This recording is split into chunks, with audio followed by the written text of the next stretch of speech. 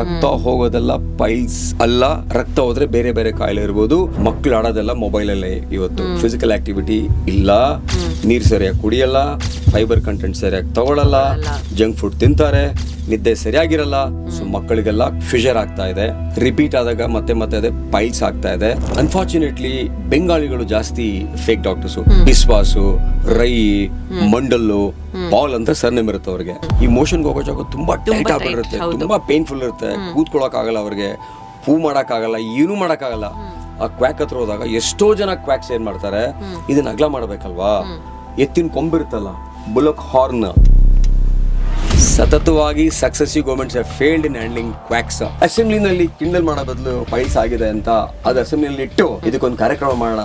ಇನ್ನೊಬ್ಬ ದಾರ ಕಟ್ತಾನೆ, ಇನ್ನೊಬ್ಬ ಆಸಿಡ್ ಹಾಕ್ತಾನೆ, ಇನ್ನೊಬ್ಬ ಪೌಡರ್ ಹಾಕ್ತಾನೆ, ಇನ್ನೊಬ್ಬ ವೀಳ್ಯದೆಲೆ, ಅದರಲ್ಲಿ ಅರ್ಶಿನ, ಅದರಲ್ಲಿ ಕೊಬ್ಬರಿ ಎಣ್ಣೆ.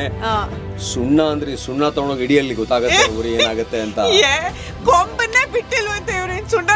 ಎರಡನೇದು ಮನೆ ಮದ್ದು, ಮೂರನೇದು ಮೆಡಿಕಲ್ ಸ್ಟೋರ್, ನಾಲ್ಕನೇದು ಕ್ವಾಕ್, ನಕಲಿ ವೈದ್ಯರು, ಫೇಕ್ ಡಾಕ್ಟರ್ಸ್. ಇವ್ರ ಹತ್ರ ಹೋದ್ಮೇಲೆ ಕೊನೆಗೆ ಅವರು ಕಂಟ್ರೋಲ್ ಆಗಲ್ಲ, ತುಂಬಾ ನೋವು ಜಾಸ್ತಿ ಆಗುತ್ತೆ, ನಮ್ಮ ಹತ್ರ ಬರ್ತಾರಾಗ ನಾವು ನೋಡಿದಾಗ ಅದು ಕೋಲೋನ್ ಕ್ಯಾನ್ಸರ್ ಆಗಿರುತ್ತೆ. ಇದರ ಪೂರ್ತಿ video radio city Kannada YouTube channel ಅಲ್ಲಿ ನೋಡಿದ್ಮೇಲೆ ಸಬ್ಸ್ಕ್ರೈಬ್ ಮಾಡೋದು ಮರಿಬೇಡಿ.